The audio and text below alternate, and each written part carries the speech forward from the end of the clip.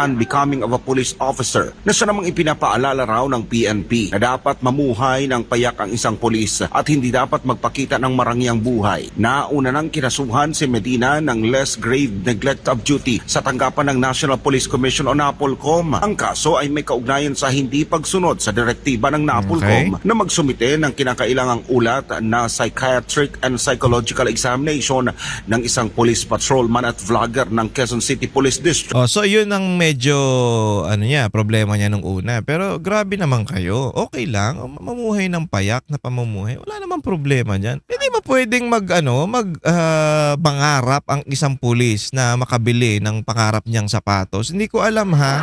Grabe naman kayo. Ba't yung ibang pulis hindi niyo imbestigahan? Yung iba dyan, malay mo may kondo pa yan. Iba kailan yung kondo ng ibang pulis dyan. Pero yung mga politiko natin, may helicopter, may magagarang kotse.